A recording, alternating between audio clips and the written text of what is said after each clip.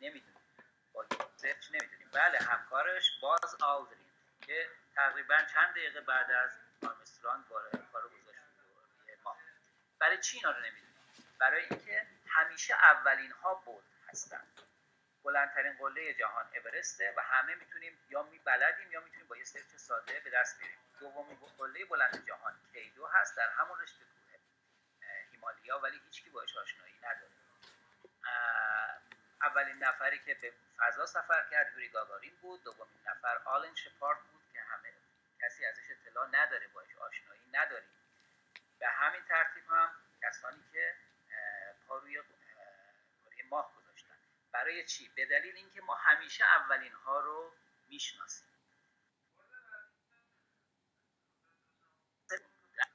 بیشتر از اون چیزی که به نظر میاد و در هر طبقه محصولی برندها توی ذهن مخاطب روی پله‌های نردبون قرار میگیرن. برندسازی یعنی اینکه یه جایگاهی برای خودتون روی بالاترین پله‌های نردبون، یعنی اولین بودن توی هر زمینه. معمولا اون اولین جایگاهی که تو ذهن مشتری ایجاد می‌کنید. وقتی ما میپرسیم اولین کسی که پا روی ماه گذاشت، بلافاصله ذهن شما میره سراغ مثلا آرمسترانگ. اولین کسی که به قطب شمال سفر کرد، همه باهاش میتونیم آشنا بشیم و یا سرچ کنیم و پیداش کنیم. ولی در مورد دومین نفر سخت. دومین کسی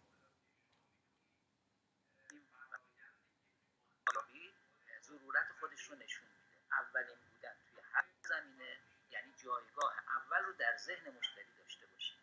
پس یه بار دیگه تکرار میکنم، فاصله بین اول بودن و دوم بودن قطعا بیشتر از اون چیزی هست که به نظر میاد. و اگر نمیتونید روی بالاترین پله نردبون بایستید، یه نردبان دیگری باید بسازید. اولی ما مثلا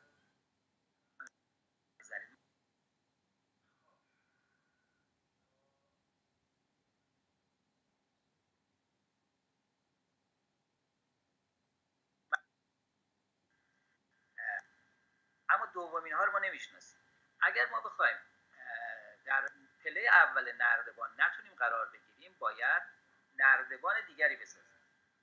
همونطور که توی این اسلاید میبینین، تلاش 7up برای برندسازی در قرن 20، در سالهای پایانی قرن 20، کوکاکولا بازار رو اشباع کرده بودن و بازار رو تسخیر کرده بودن با نوشابه‌های کولادار، یعنی نوشابه‌های کولا.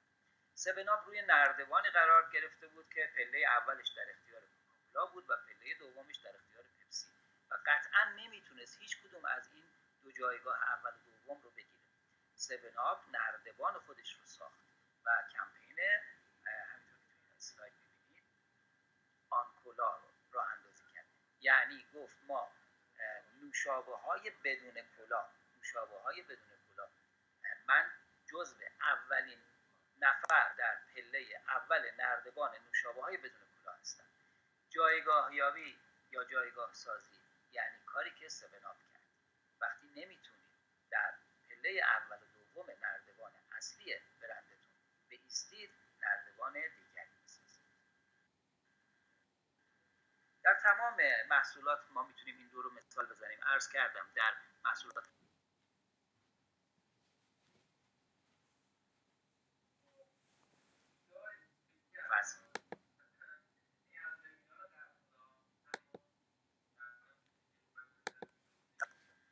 جایگاه یابی یعنی اینکه به مخاطبانمون و مشتریانمون بگیم که چه کسی نیستیم و روی کدوم نردبون قرار نداریم. جایگاه یعنی اینکه با شنیدن اسم ما اولین چیزی که به ذهن مشتری و مخاطبمون متبادر میشه و به ذهنش میرسه چه تصمیمی هست در مورد خدمات یا کالای ما. و عرض کردم شما باید به مشتریانتون بگید که ما چه چیزی نیستیم و خدمتتون عرض کنم با اون برندهای دیگه چه تفاوتی داره. و همونطور که توی این اسلاید میبینید، جایگاه در انتظارات ذهنی مشتری از برند یا محصول ماست نسبت به رقیبان. یعنی اولین چیزی که با شنیدن اسم ما و برند ما به ذهن به عنوان مثال در مورد برند اتومبیل BMW یا BMW به قول دوستان، تصویری ذهنی که تو ذهن مشتری ایجاد میشه، تو ذهن مخاطب ایجاد میشه، تصویر ذهنی یک برند لاکچری هست و خدمتتون عرض کنم که برندی هست که یک موقعیت اجتماعی رو ایجاد میکنه. یعنی کسی که سوار BMW یا BMW میشه دارای یه موقعیت اجتماعی بوده، لاکچری بودن رو تداعی میکنه و موقعیت اجتماعی. در مورد BMW هم البته حالا باید در ادامه توضیح خواهیم داد. در حقیقت برند اصلی BMW در زبان آلمانی همون BMW خوانده میشه. حالا در انگلیسی BMW و ما مد شده بگیم BMW. برند رستوران زنجیره KFC، اولین چیزی که به ذهنتون متبادر میشه همون تصویر یا به قول معروف چکش بصری یا لوگوی پیرمردی هست که در لوگوش هست، در لوگوی KFC یا مکدونالد. برند پوشاک هاکومیان، چیزی که به ذهن ما متبادر میشه لاکچری بودن و کیفیت هست. برند محصولات بهداشتی گلرنگ، چی به ذهنتون متبادر میشه با شنیدن گلرنگ؟ آیا این تصویر خوبی هست یا نه؟ اگر این تصویر خوبی، تصویر ذهنی خوبی باشه، یعنی گلرنگ در پروسه جایگاه سازی و جایگاه یابیش درست. جایگاه سازی با یک محصول شروع میشه، اما فعالیت بر روی یک محصول نیست. عرض کردم در ابتدای صحبتام ما دو نوع جایگاه در بازار میتونیم داشته باشیم. اول جایگاه در شلف یا قفسه جایگاه در بازار و دوم که اصلی تر هست و مهمتر هست جایگاه در ذهن مشتری. جایگاه سازی روی ذهن مشتری انجام میشه. تو پروسه بازاریابی دو تا مرحله اصلی هست. اول اینکه ما با برندسازی کاری کنیم. مصرف کننده احتمالی یا مشتری احتمالی وقتی نیاز به کالایی پیدا کرد، اولین چیزی که به ذهنش میکنه برند ما باشه. این یعنی جایگاه یابی توی ذهن. دوم اینکه وقتی به جهت خرید اقدام میکنه و رفتار خرید رو از خودش میخواد نشون بده، کالا یا خدمات ما در دسترسش باشه و به قول معروف حضور و جایگاه داشته باشه. پس جایگاه سازی یه مجموعه فعالیت‌هایی هستش که با کار بر روی اونها مشتری احتمالی اون محصول رو در ذهنش جای میده.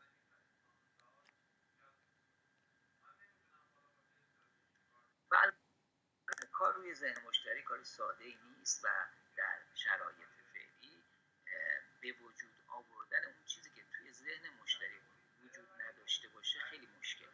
هر مشتری و هر مخاطبی از برندها و محصولات یک برداشت ذهنی به خصوصی توی ذهنش وجود داره. تغییر اون برداشت ذهنی و تغییر اون تصویر فوق‌العاده کار سختی هست. به چه دلیل؟ به این دلیل که اولین چیزی که در ذهنش جای گرفته اونه و به سختی میتونه اون رو تغییر بده. و الان دیگه امروز توی بازار ها گذشته پاسخگوی محصولات ایجاد شده، شرکت‌های زیادی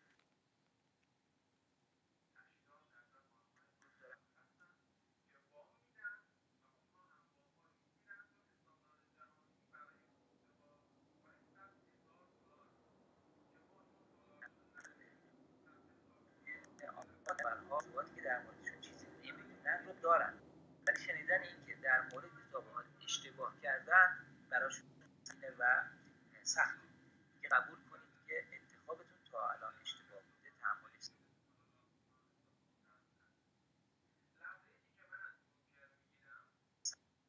بخشی رو میپذیره که با دانسته ها و تجربیات قبلیش همخونی داشته باشه.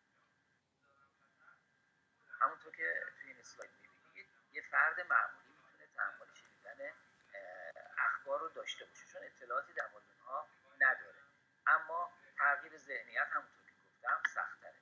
ذهن معمولی مثل شبیه اسفنجه که اطلاعات تازه مثل آب به خودش جذب میکنه.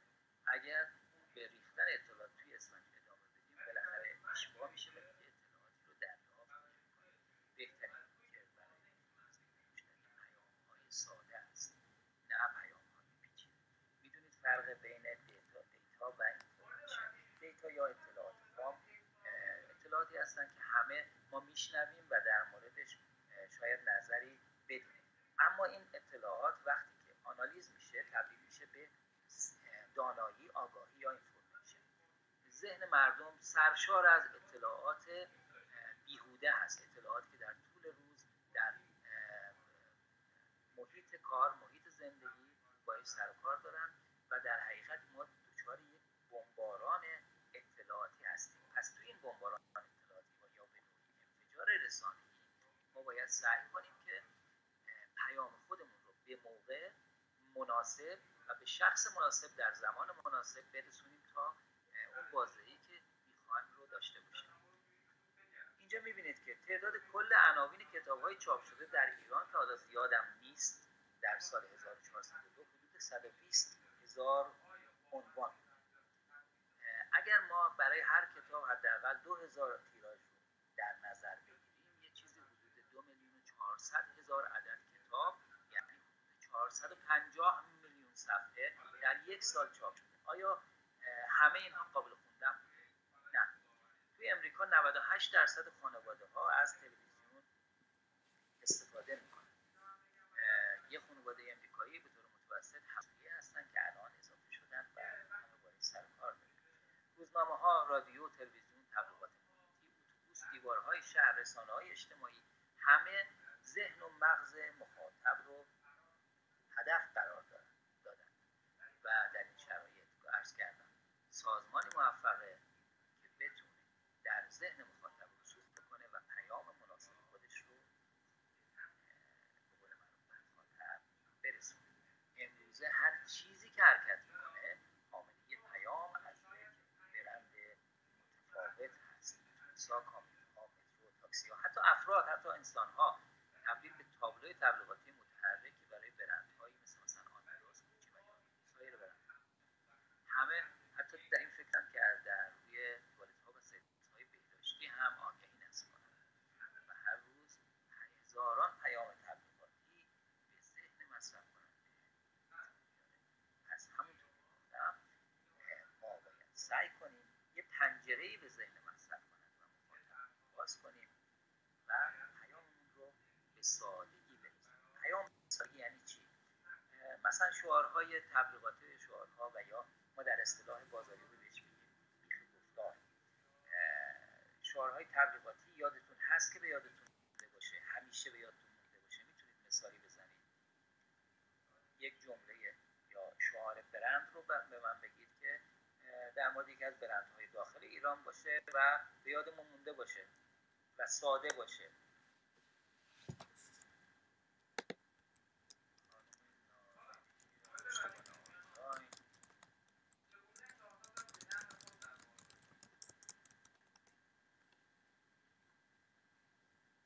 پشتم گرمه. بله ایران رادیاتور آیه جعفری. آره، هر روز بهتر از دیروز. سایران خوشمزه. خانم نادری، برای تایپیه از شیفت و ایکس استفاده کنید که ما برای خوندنش دچار مشکل نشیم. سرما در گرما. بله، سرما در گرما. میهن بستنیش خوشمزه‌تره. سایران هر روز بهتر از دیروز. دقیقاً. ببینید ما تو بازاریابی دو تا چیز داریم، دو تا نماد داریم. یکی بیخ گفتار که حالا بعدها در موردش یک جلسه شاید کلا صحبت کنیم و یکی چکش گفتار. بیخ گفتار تقریبا میشه گفت نزدیک به شعار یک برنده، اما چیزی هست که به سادگی در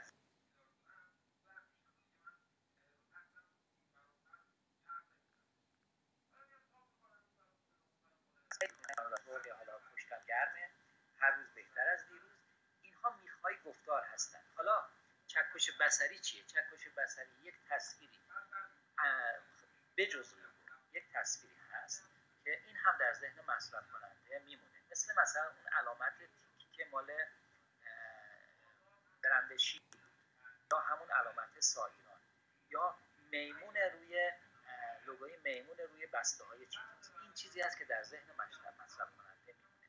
پس دقیقاً شما هم به همین مورد اشاره کردید به درستی که ما باید با یک شعار ساده و قابل فهم روش پیدا کنیم.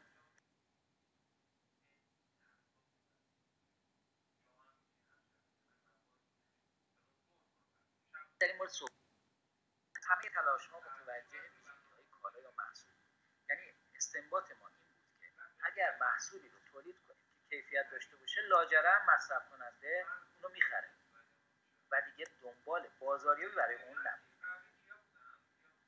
بعد از اون رفتیم در اصل تصور شرکت های موفق به این نتیجه رسیدن که تصور در فروش کالا و یه جایگاهی در ذهن اهمیت بیشتری از ویژگی‌های اون کالا، یعنی اینی که مشتری و مخاطب در با شنیدن برند ما چه چیزی رو تصور میکنه مهم هست، نه در حقیقت ویژگی‌های کالای ما. معمار اصل تصور در تبلیغات دیوید اوگیلی و ایشون اعتقاد داشت هر تبلیغ یک سرمایه‌گذاری بلند مدت و تصویر هر نام تجاری. یعنی چی؟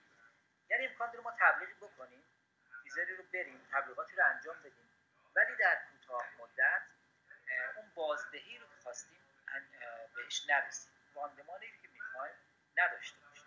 اما حتی اگر اون راندمان رو نداشته باشیم، هر تصویری که ما از کالا یا خدمات خودمون رو به مردم نشون بدیم در ذهن مشتری جای میگیره و این تصویر یه سرمایه گذاری بلند مدت برای نام تجاری ماست.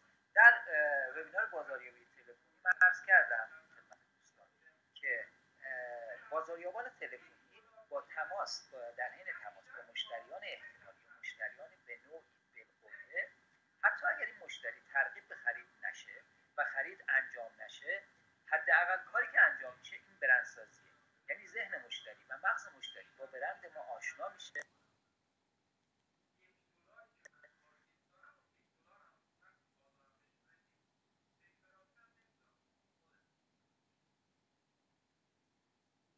یا انجام میشه. اصل تصور، اصل جایگاه سازی رسید. در اصل جایگاه سازی شرکت ها برای موفق شدن باید توی ذهن مشتری احتمالی خودشون یه جایگاهی رو به وجود می آوردن، جایگاهی که علاوه بر این که نقاط قوت و ضعف خودمون رو نشون بده، یه نگاهی هم به رقبا داشته باشه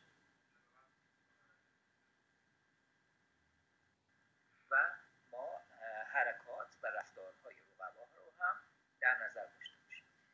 همونطور که توی این اسلاید ما باید یه فعالیتی رو که از نظر مانع نفوذ پیام به ذهن مخاطب میشه این فعالیت رو حذف کنیم و با یه پیام خالص و ساده شده به ذهن مشتری احتمالی خودمون نفوذ کنیم. همونطوری که در اسلایدهای قبلی دوستان اشاره کردن، همون پیام‌های ساده.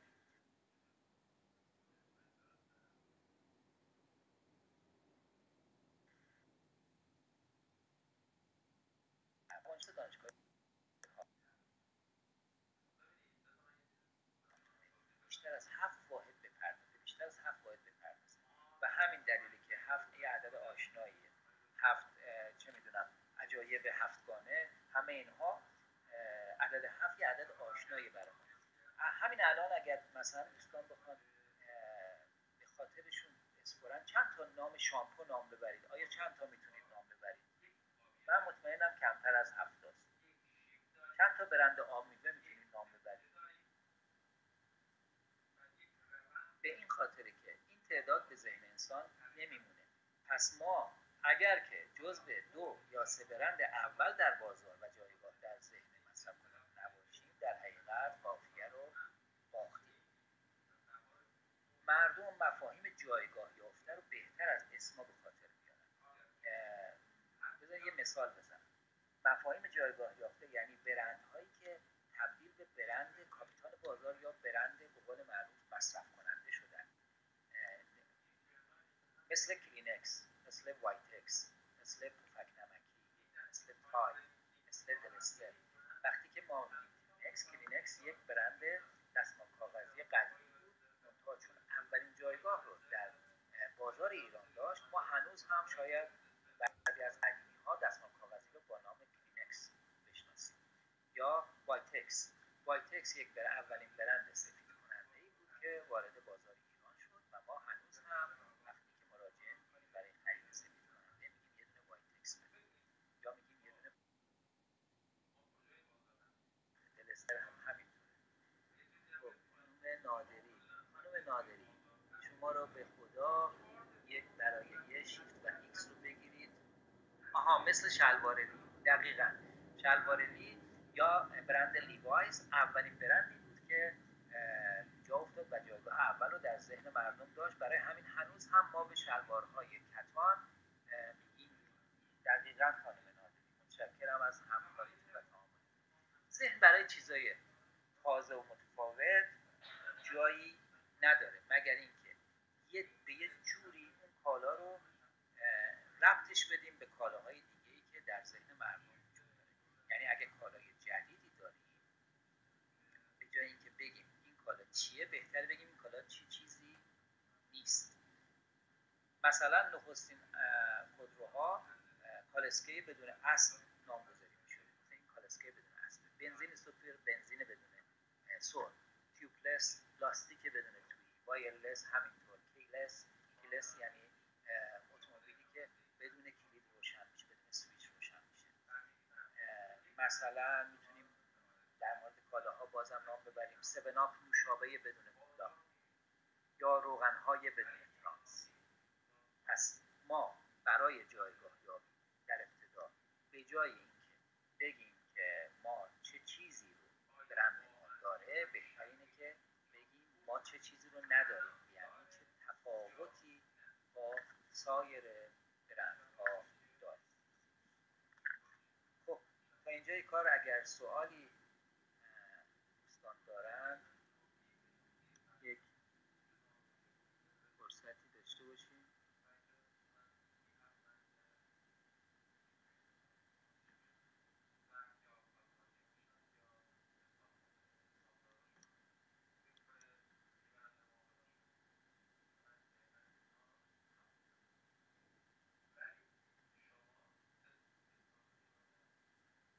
من منتظرم اگر سوالی داشته باشید مطرح کنید.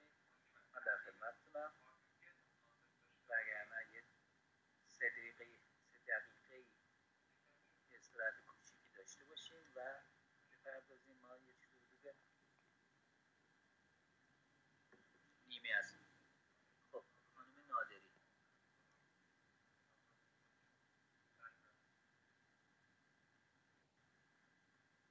همراه اول من نمیتونم بخونم، اجازه بدید.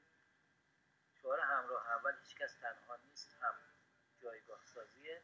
ببینید من یه فرق کوچیکی بین شعار برند و میخ گفتار هست. توجه کردید؟ مثلا در مورد پاکسان به سلامت خانواده میاندیشد شعار برنده، اما هر روز بهتر از دیروز سایران میخ گفتاره. میخ گفتار چیزی هست که هر لحظه در ذهن مشتری با فکر کردن به اون به قول معروف به ذهنش متبادر میشه.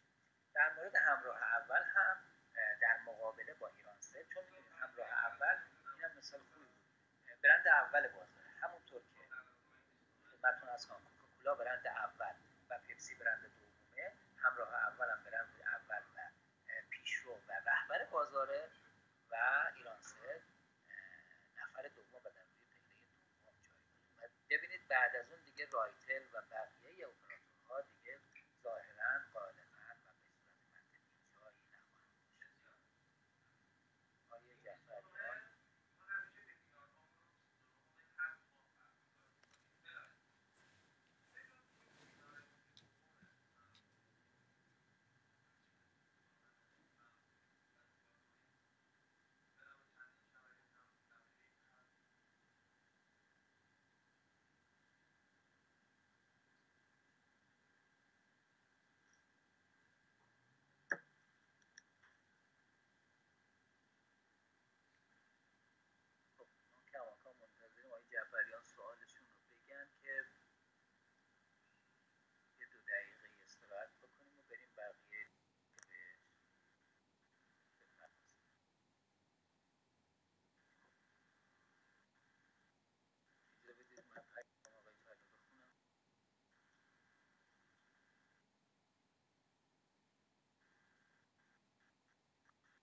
در مورد فروش خوب و بهترین بازاریابی میتونیم صحبت کنیم.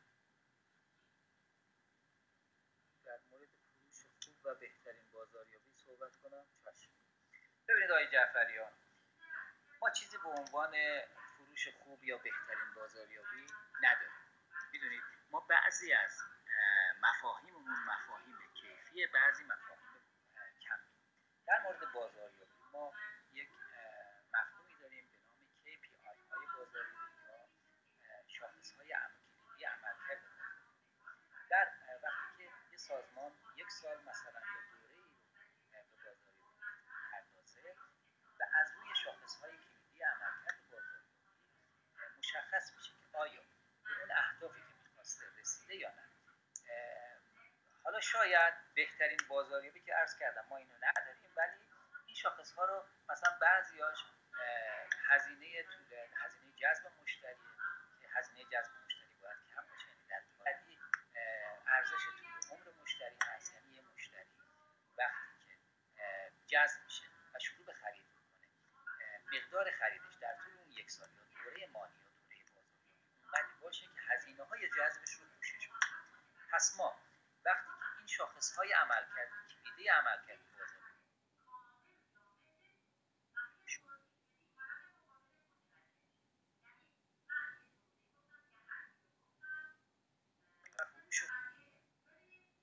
ارز کنم عوضی پروسه فراینده که از حتی قبل از تولید کالا و خدمات شروع میشه و فروش یک مرحله از مراحل بازاریابی هست. در حقیقت مراحل یکی مانده به آخر بازاریابی. اگر بازاریابی به درستی انجام بشه و ما در جلسات قبل زیاد صحبت کردیم، آقای جعفریان شاید شما نداشتید در مورد پی های بازاریابی، یعنی پارامترها و آمیخته‌های بازاریابی. اگر آمیخته‌های بازاریابی یکی به یک بهش پرداخته بشه، قطعاً اون نتیجه که میخوایم یا شاخص‌هایی که میخوایم بهش میرسیم. خب خانم آنیا، لوکس بودن، در مورد لوکس بودن برند هم صحبت کنیم. بله صحبت میکنیم. چشم. در ادامه ما در مورد لوکس میدونید یکی از روش‌های قیمت گذاری که کالا رو محصولمون رو بتونیم راحت‌تر بفروشیم لاکچری بودن هست، یعنی وارد طبقه لوکس و لاکچری بشیم. حالا در اون مورد صحبت. خب آقای جعفریان، ممکنه نمیتونم اینو بخونم، بازاریابی به فروش ختم نشه.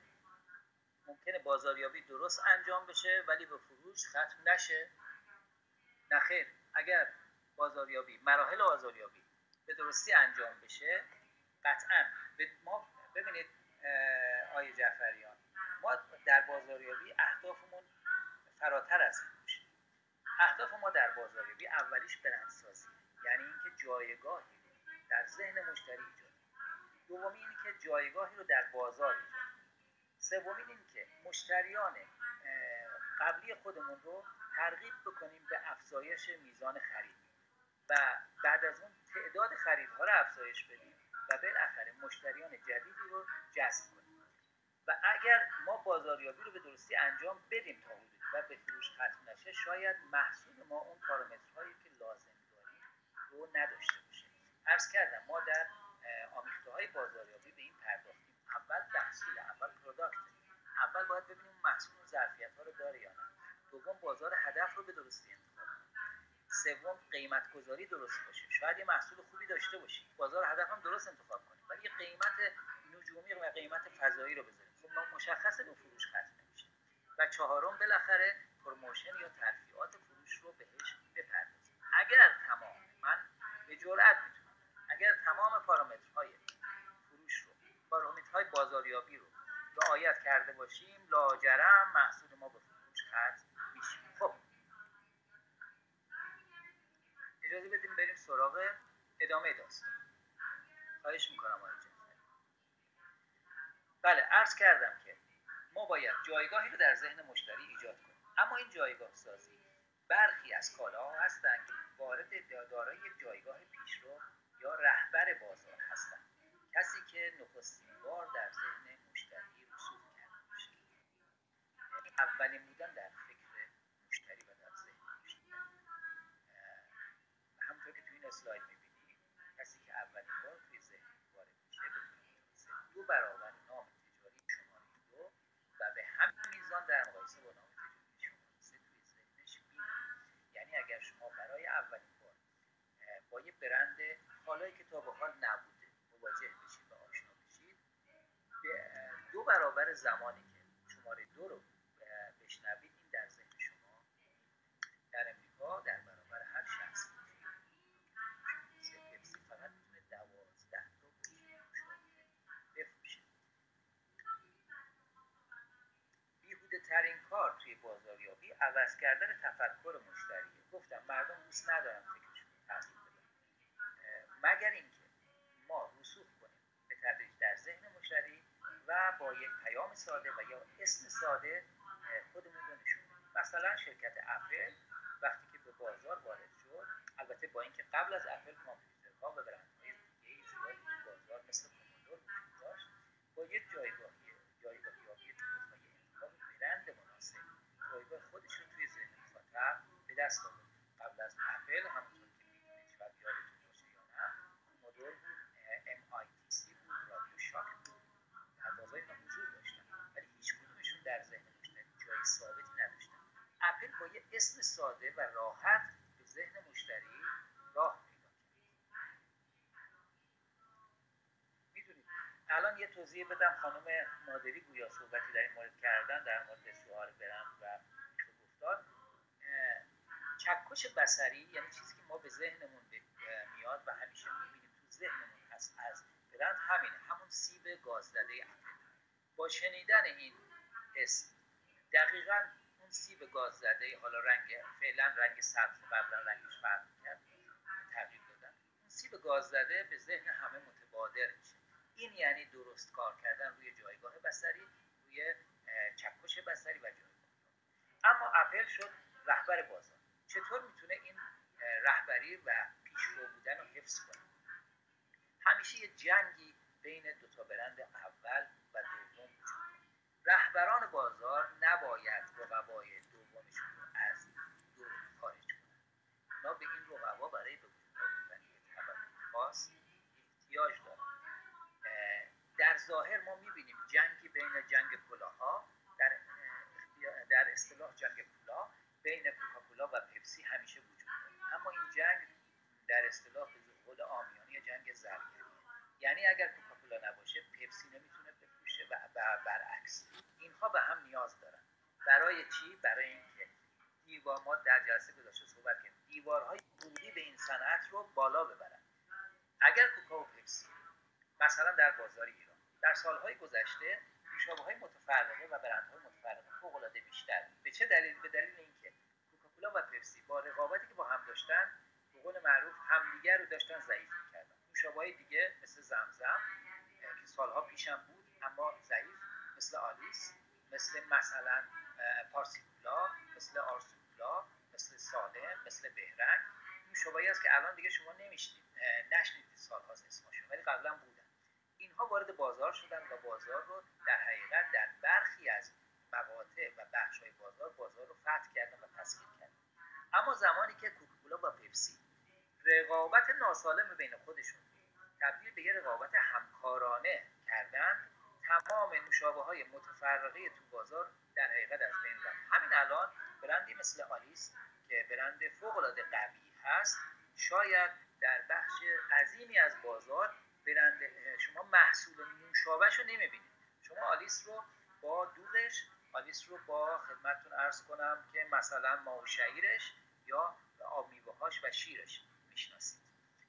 پس برند اول بازار برای حفظ رهبری خودش و برای اینکه در سطح قرار بگیره نیاز به رقیب دوم داره.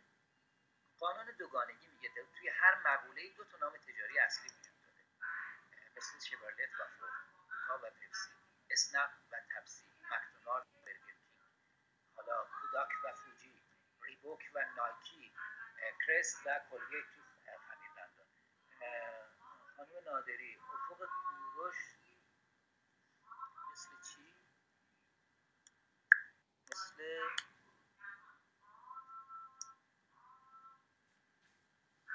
مثل فرانچیز افق کوروش.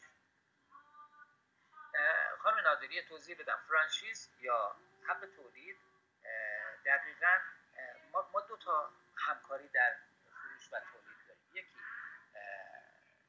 لیسانس و دیگری فرانچیز. فرانچیز کاری هست که کمپانی بزرگ کوکاکولا، مثلا کمپانی مادر کوکا یا پپسی، با کمپانی‌های زیر مجموعه خودشون مثلا در ایران یا در هند یا در پاکستان یا در ترکیه انجام میده. فرانچیز یعنی اینی که بابت هر قطعه، هر تولید از با این برند یه حق فرانچیزی رو به اون کمپانی مادر باید پرداخت کنه، مثل کوکاکولا. اما افق کوروش چیکار؟ افق کوروش لیسانس واگذار میکنه، یعنی برند خودش رو میده به یک فروشگاه دیگه و اجازه میده از اون برند استفاده کنن، از اون به قول معروف سبد فروش استفاده کنن و یک حق ثابتی رو میگیره. فرق بین فرانچیز و لیسانس اینه که در مورد فرانچیز حق ثابت نیست، یعنی هر چه تعداد فروش بیشتر بشه پولی رو که ما به صاحب فرانچیز، صاحب برند میدیم بیشتره، اما در مورد لیسانس نه. در حقیقت یه چیزی شبیه اجاره هست. خب ما در مورد جایگاه رهبران صحبت کردیم، اما جایگاه دنبال روها، یعنی کسانی که رهبر بازار نیستن. عرض کردیم همیشه یه جنگی بین دو تا برند اول وجود داره، اما دنبال روها چیکار کنن؟ ما در جلسات قبلی در این مورد صحبت کردیم. استراتژی رقابتی دنبال روها، استراتژی مثل حمله از روبرو، حمله از اطراف و حمله‌های همه جانبه. اون چی رو که برای یه سردسته موثره، دقیقاً برای دنبال روها موثر نیست. تقلید از رهبر بازار فقط زمانشه که سردسته جایگاه خودش رو تثبیت نکرده باشه. دنبال روها یه زمانی حمله رو آغاز میکنن که شرایط بی‌ثباته. مثلا یه مثال زدم، در سالهای مثلا دهه 80 شمسی، همین 20 سال پیش، در یک وهله پپسی جایگاه خودش رو تو بازار داشت متزلزل می‌کرد بابت رقابتی که با کوکاکولا. اون موقع حجم بیشتری از بازار اختصاص داده شده بود به نوشابه‌های بطری‌های شیشه‌ای. اگه یادتون بیاد، حتما یادتون میاد، بطری‌هایی که مصرف کننده بعد از استفاده بطریشو برمیگردونه. در حقیقت این بطری‌ها به صورت امانت یه جنگی در گرفت. در اصطلاح بهش میگفتن جنگ بطری‌ها. یعنی چیکار میشد؟ ماشین پخش کوکاکولا میرفت به سوپرمارکت‌ها سر می‌زد و نوشابه کوکاکولا رو براشون خالی می‌کرد، با جعبه‌های کوکاکولا رو با نوشابه، و به جای بطری‌های قبلی خالی کوکاکولا جعبه‌های پپسی رو برداشت. چه کردیم؟ با این کار بازار رو از بطری‌های پپسی خالی کرد. اینا براش خیلی ضرر داشت چون این بطری به دردش نمیخورد. البته بعد از پایان سال اینا رو با هم تعویض می‌کردن، ولی با این روش بازار رو خالی می‌کردن. سوپرمارکت یا واحد فروشی، اون موقع هم این فروشگاه زنجیری مثل الان حالا رفاه بود ولی کوروش و نمیدونم مارکت و هفت و اینا حضور نداشت. با این طریق بازار رو از اون خالی میکرد. وقتی که یه سوپرمارکت بطری‌های پپسی رو کوکاکولا برمی‌داشت و میبرد، دیگه در خرید بعدیش نمیتونست بطری خالی به پپسی بده و پپسی رو بخره. این جنگ شیشه ها یا جنگ بطری ها معروف بود. این باعث شد یه مقدار اینا ضعیف بشن در بازارهای رقابتی کوچکتر. نوشابه های قندی متفرقه‌ای وارد بازار شدن. عرض کردم مثل زمزم قوی تر شد. آلیس دقیقاً در همون سال 84 وارد بازار شد. نوشابه های متفرقه مثل سالم و بهرنگ در مشهد در همون سال وارد بازار شدن. پارسیکولا و شادروش و آرسوکولا همینطور، و بازار رو در حقیقت بخشی از بازار رو قبضه کردن تا اینکه در مثلا دهه 90 شمسی کوکاکولا و پپسی با هم شروع کردن نوشابه‌های متفرقه رو خریدن. مثلا پپسی قزوین رو راه اندازی کرد، پپسی تبریز رو راه اندازی کرد و کارخانه پارسیکولا یا ساسان تهران رو که از سالها پیش قبل از انقلاب تولید می‌کرد اون رو خریداری کرد. کوکاکولا در شیراز کارخانه‌ای زد، در تبریز کارخانه‌ای زد و اینا قوی شدن و در حقیقت دنباله‌روهای بازار رو از میدان خارج کردن. اما دنباله‌روها سریعتر یکم جلو بریم، چه راههایی رو دارن برای اینکه کنار بازار قرار بگیرن. یکی اندازه، استفاده از اندازه، یعنی اندازه خودشون درک کنن یا اندازه محصول خودشون. مثال ما در مورد فولکس واگن، فولکس بیتل و فولکس های واقعی معروف بود. اگر دیده بودن دوستان پیش سنتون اجازه بده، این فولکس ها بود. این یک تبلیغ داشت به نام اینکه کوچک فکر کنید. این جمله کوچک فکر کنید. در حقیقت این فولکس ها کوتاه و چاق و زشت بودن نسبت به ماشین‌های دیگه، نسبت به شورلت، نسبت به کادیلاک، نسبت به تویوتا. اما با این تبلیغ ساده دو تا کار انجام. اول اینکه جایگاه فولکس واگن رو ذکر می‌کرد با این تبلیغ، یعنی ما یه جایگاه کوچکی داریم در بازار. اون که تصور مشتری رو که از بین برد که دقیقاً حتما هر بزرگتری، هر چیز بزرگتری بهتر نیست. این تصور رو به قول معروف به چالش کشید. پس یکی از راه‌هایی که دنبال روها میتونن وجود داشته باشن، در واقع وجود داشته باشن، اندازه است. دومی بهای بالا. دوست دیگر دوستون سوال کردون در مورد لاکچری بودن، خانم تانیا. قیمت بالا توی ذهن مصرف کننده یه ارزش محسوب میشه. قیمت بالا نه تنها برای کالاهایی مثل اتومبیل و عطر و ساعت تاثیر میذاره، بلکه گاهی اوقات برای کالاهای معمولی، یعنی کالاهای فروشی و پیچه افتادی مثل نوشیدنی و تنقلات تاثیر میذاره. مثلا در مورد چیپس، اگر به خاطرتون باشه، چیپس دلمزه از برند مزمز وقتی وارد بازار شد، در حقیقت تقریبا میشه گفت یه چیپس با خودش یه چیپس خانگی هست با طعم خانگی و قیمت فوق‌العاده بالایی. یا نوشابه لاکی دو از کاله وقتی وارد بازار شد، در برابر کوکاکولا، حالا این ریسک بزرگی بود که انجام داد، قیمت بالاتری رو به قول معروف برای خودش چیز کرد، برای خودش تعیین کرد. چطور من نمیتونم برندمون لوکس باشه، چطور اجازه بدید من چطور تصمیم بگیریم که برندمون لوکس باشه یا عامیانه؟ خب این تصمیم رو در مرحله اول خانم تانیا در مرحله اول قبل از تولید باید بگیم. در فورپی بازاریابی یا آمیخته‌های بازاریابی در جلسه گذشته من گفتم مهمترین و اولین تصمیم ما اینه که چه محصولی داشته باشیم. و یک توصیه‌ای که جدیداً باب شده دوستان میگن و ما از سالها پیش میگفتیم، طبقه خودتون رو مشخص کنید. یکی از اساتید و همکاران یه جمله‌ای داره معروف شده، میگه که یا اگه میخواید غذا بفروشید یا سوشی بفروشید یا فلافل. یعنی چی؟ یعنی یا برید سراغ اون طبقه لاکچری و طبقه اول و غذایی رو و محصولی رو مطابق با سلایق اونها بفروشید، یا برید پایین. این وسط چیزی جای نداره. اینی که شما تصمیم بگیرید لاکچری عمل کنید یا پایین برید، تصمیم خودتون. اما یکی از این دوتا، ما نمیتونیم هر دو اینها رو داشته باشیم. نمیتونیم محصولی داشته باشیم، دو نوع محصول داشته باشیم. مثلا دو نوع نوشابه داشته باشیم، یه نوشابه گرون قیمت، یه نوشابه ارزون قیمت. هیچ موقع نمیتونیم، مگر اینکه برند رو عوض کنیم. مثلا تویوتا برندی بود که در مقابل با اتومبیل‌های آمریکایی به قول معروف با از قیمت پایین برخوردار بود و بازار رو از خودش کرد، یعنی بازار رو جذب کرد و بازار رو فتح کرد. اما زمانی رسید که میخواست قیمت خودش رو ببره بالا. هر کدوم از دوستان که بگن که تویوتا در این زمان چی کار کرد که تونست با اینکه قیمتش فوق العاده از اتومبیل‌های امریکایی و بقیه اتومبیل‌های برند و آلمانی و اروپایی کمتر بود، چی کار کرد که تونست قیمت خودش رو ببره بالا و چه رفتاری انجام داد؟ ویدیوی وبینار سوم آمیخته‌های بازاریابی رو در اختیارش قرار میدیم. بعد از پایان این وبینار تویوتا چه حرکتی انجام داد؟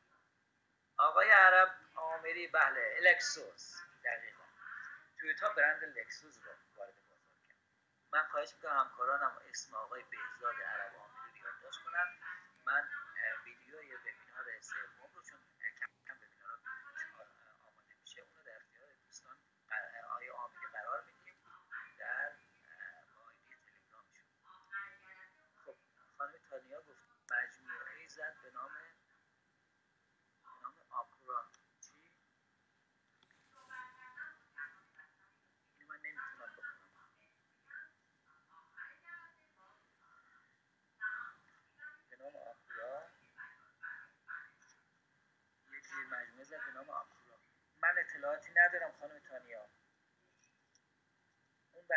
لکسوس نه، لکسوس مال آکورا مال متوجه آکورد هوندا آکورد رو میگید آره، یا آکورا اون مال هوندا بود، ولی تویوتا لکسوس رو چیز کرد. خواهش میکنم آقای آمری. بله در مورد یوندا هم همین مثال میتونیم بگیم. یوندا هم لکچری خودش رو با برند جنسیس وارد بازار کرد. خب پس این شد بهای پایین. اما راه دیگه‌ای برای ایجاد جایگاه برای دنبال راه جنسیت و سن. یه مثال ملموس که انشالله نباشه در مورد سیگار. مارلبورو اولین نام تجاری بود که تونست جایگاه مردانه سیگار رو تثبیت کنه. سالها پیش در قرن 20 سالهای دهه‌های 1970 80 میلادی یا نه 60 و 70 میلادی تبلیغات سیگار همیشه رسم بود. علاوه بر آقایون خانم‌ها هم حضور داشتن در این فستیوال تبلیغات. اما مارلبورو سیگار رو تبدیل کرد به یک نمادی از مردان. حالا یا موفق بود یا نه رو نمیدونیم، ولی هدفش این در تمام تبلیغات سیگار در دهه‌های 70 و 80 عکس‌هایی بود که کاوبوی‌ها یا مثلا گاوچران‌های امریکایی با سیگاری بر لب توی این عکس‌ها توی تصاویر پس جنسیت یکی دیگه از راه‌هایی هست که ما میتونیم دنباله‌روهای. برای چی ما به مارلبورو میگیم دنباله‌رو؟ امیدوارم ندونید برند اول بازار سیگار کی هست و چی هست، ولی خب برند من میگم برند اول وینستون بود. مارلبورو دقیقاً جایگاه خودش رو در ردیف دوم تثبیت کرد. اون موقع سیگارهای مختلفی برندهای کامل، پارمال، حالا زیاد من یادم نیست اینا وجود داشتن. اما مارلبورو با این تبدیل و با تاکید بر روی جنسیت، یعنی گفت مارلبورو سیگاری مردانه است، با این کار جایگاه خودش رو در ردیف دوم برندها تثبیت کرد. اما بریم سراغ قسمت جذاب برندسازی. ما البته در آینده انشاءالله یک وبینار جداگانه در مورد برندسازی، یعنی برندسازی شخصی و تعریف و جایگاه برند خواهیم داشت. اما الان مهمترین تصمیم توی بازاریابی اینه که چه اسمی رو کالاتون بذارید. اسمی که یه مشتری باهاش بتونه بفهمه مزیت اون کالا چیه. مثال زدم توی این اسلاید، مثلا محصولات سالم یه موقعی تو بازار زیاد بود، کنسرو و کمپوت سالم. این سالم اسم عام بود، ولی خب داشت به مشتریش میفهمون که من سالمم هستم علاوه بر که اسمم سالم. یا شامپوی موبان یا وایتکس، کلینکس. وایتکس یعنی سفید کننده ای که از توی اسمش کلمه وایت یا سفید به کار رفته، یا کلینکس کلمه مفهوم کلین به کار رفته. یه اسم خوب همیشه بهترین بیمه برای موفقیت. یه اسمای غیر مرتبطی هم بود مثلا، یا هنوزم هست، الان میبینید پماد اکبر 1 و اکبر 2. خب من نمیدونم خب با چه دیدی، با چه ایده‌ای پشت این جریان قرار داشت که یک پماد، یک وسیله‌ای که یک کالای مصرفی که کارش به قول معروف زیبایی هست، کارش چیز است، حالا اسمش بشه اکبر مثلا. حتما اسم قشنگی بوده برای خودش. یا مثلا ما در اسامی داشتیم، ما دوستی در شرکتی بود، طرف میگفت یک کچلی بوده فامیلش اسمش زلفلی. پس اسمتون، برندتون باید با کالاتون، همه چیتون به همه چیتون، همه چیمون باید به همه چیمون، برندمون باید بیاد به کالا. خب بهزاد گفته، من فراموش نکنم آقای عرب‌آمد بهزاد گفته که من باز نمیتونم.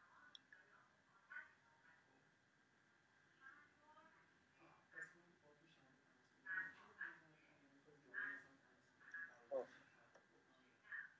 های یا ریکا هم همین روند رو پیش گرفت. الان بهتون میگم در یکی دو تا اسلاید بعدی میرسیم به تاید یا ریکا میرسیم. مخصوصا به تاید. خب یه بار دیگه خواهش میکنم آقای بهزاد، خانم نادری و بقیه دوستان، وقتی میخواید تایپ کنید یا فینگلیش بزنید یا به خاطر که من راحت‌تر بتونم بخونم برای حرفی هر موقع به حرفی رسیدید شیفت و ایکس رو. خب من توضیح میدم در مورد تایپ. آقای بله سعید گفته که بله بله پماد اکبر بیشتر باعث ترس میشه. اکبر 2 مخصوصا، اکبر 1 و اکبر 2. خب نام‌های مخفف هم خب کمتر عامل موفقیت میشن. میدونیم برای چی؟ بخاطر که اول شما باید نام رو بدونید بعد مخففش بهش فکر کنید. مردم اول باید اون نام رو بدونن. مثلا چند تا نام اینجا اسم بردیم، مثلا برند محسوب میشه FBI دیگه از بس توی ذهن ملت جا گرفته مردم میشناسن اینو، وگرنه کسی شاید ندونه به معنی فدرال بیوریو آف اینوستیگیشن هست. یا JFK رئیس جمهور امریکا، جان فیتزجرالد کندی.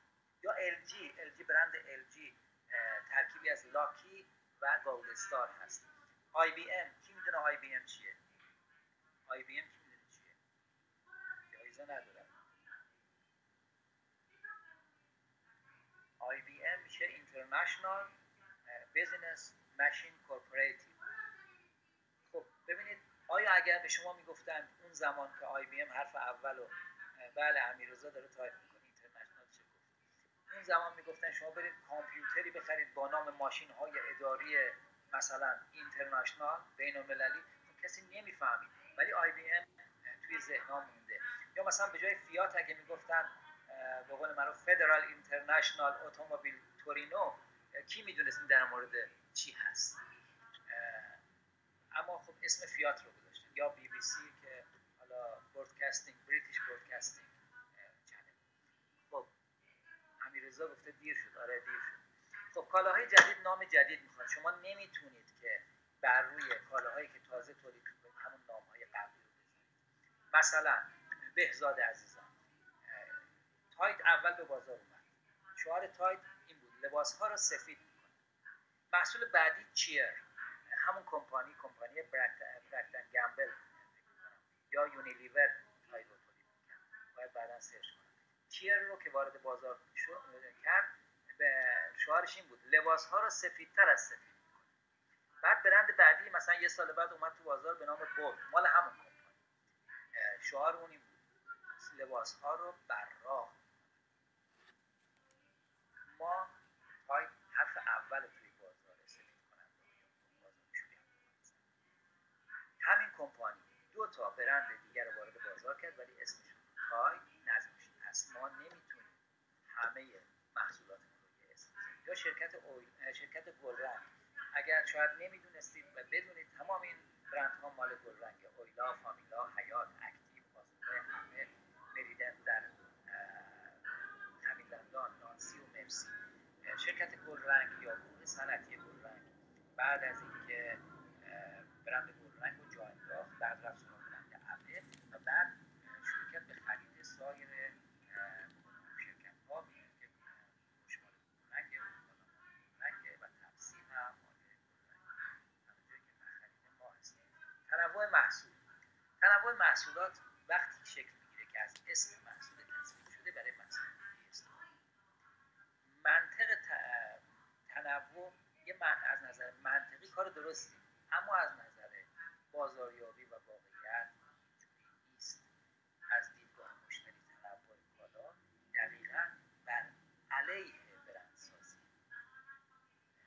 یعنی از نظر منطقی شاید فکر کنیم که مثلا اگر ما محصولاتمون متنوع باشه با یک هزینه بازاری و یک بودجه میتونیم همه رو تبدیل کنیم، اما معایبش اینه ما جایگاهمون رو در بازار از دست میدیم. مثلا در مورد همین گلرنگ، در ابتدا تمام تولیداتش رو با برند گلرنگ داشت. اگر یکی مثلا شما شامپوی گلرنگ رو داشتید، شوینده هاش هم داشتید، اگه شویندهش دستتون اذیت می‌کرد دیگه سراغ شامپوش رو هم نمی‌گرفتید، سراغ شامپوش نمی‌رفتید. چالش و خطر داشتن. سلام، خسته نباشید، صدا خیلی ضعیفه. من سعی می‌کنم بلندتر صحبت کنم. خانم سیما متشکرم. بله خطرش بیشتر از تنوع محصول. از دیدگاه تولید کننده کوکاکولا یه شرکت، یه نام تجاری، یه محله، اما مصرف کننده کوکاکولا رو یه مایع مشکی تیره رنگ شیرین میشناسه. پس ما نمیتونیم یه اسم دیگه رو کوکاکولا بذاریم. مثلا در قبل از انقلاب کمپانی بود به نام کانادا درای. ما نمیتونیم بیایم نوشابه پرتقالی کولا رو هم، کوکاکولا رو هم اسمش رو بذار پرتقالی کولا مثلا، یا کوکای پرتقالی. پس از اسم دیگه ای باید استفاده کنیم. اجازه بدین یکم سریعتر بریم چون وقت داره میگذره. 7 و 11 دقیقه. انواع جایگاه سازی رو تو این اسلاید می‌بینید. جایگاه سازی شرکتی، کشور، کالا، خدمات، سازمان‌های غیر انتفاعی و شخصی. ما در مورد جایگاه سازی و برندسازی شخصی صحبت خواهیم کرد. اما جایگاه سازی یه شرکت به چه درد می‌خوره؟ به اون شرکت اگر جایگاه خوبی توی ذهن مصرف کننده داشته باشه، اولا مردم رو ترغیب میکنه که به انتخاب شغل اشتغال در شرکت، مردم رو ترغیب میکنه به خرید سهام، سرمایه گذاران رو ترغیب میکنه به سرمایه گذاری، مثل کمپانی ایران خودرو در ایران یا شرکت سهامی نفت که همه برای سر دست میشکنن، یا شرکت گاز یا سوخت. پس این شد جایگاه سازی شرکت. جایگاه سازی کشور چی میگه؟ هر کشور جایگاهش تصویریه که توی ذهن مردم یا نقش میبنده و مردم با شنیدن اسم اون کشور به اون جریان فکر میکنن. مثلا انگلستان وقتی که اسمشو میشنویم، مراسم باشکوه، برج لندن، احترام به قوانین، ادب، فاصله اجتماعی. ایتالیا کلاسیوم، ونیز، آثار هنریش، مردم گرم و احساساتی و برونگرا. اتریش موسیقی کلاسیک توی ذهنتون نقش میبنده، پایبندی به سنت‌ها و فولکلور. فرانسه برج ایفل و شانزلیزه و فرهنگش. کانادا هوای سردش. خب اجازه بدید بریم سراغش. هندوستان چی؟ رقص و شادی و چی؟ بله متشکرم. هندوستان رقص و شادی و خالی بندی. بله خانم نادری. امریکا هالیوود، غرب وحشی، آزادی. ایران تخت جمشید، اصفهان، میهمان نوازی، تورم 40%. خدمتتون عرض کنم دیگه بقیه‌اشو ولش کنم. خب این شد جایگاه سازی کشور. جایگاه سازی کالا چیه؟ با برند بی ام و اولین چیزی که به یک ذهن سالم نقش میبنده موقعیت اجتماعی. با برند ولوو ایمنی، با برند مرسدس بنز لوکس بودن، لاکچری بودن و بهترین بودن. به کسی که سواره، کسی که پول استفاده از این دوتا داره انتخاب آیا میخواد موقعیت اجتماعی خودش رو نشون بده و یا اینکه بهترین بودن و لاکچری بودن رو نشون بده. کسی که میخواد نشون بده بهترینه سوار مرسدس بنز میشه، علیرغم سنش. برند رولکس و رولکس اشرافیت، موفقیت و برتری. این تبلیغ کوچیک رو ببینید در مورد ولوو. میگه we design every Volvo to look like this. ما هر دونه ولوو رو برای همچین تصویری طراحی میکنیم. میبینید که از دو طرف به ماشین زدن ولی جایگاه سرنشین ها سالم، عقب و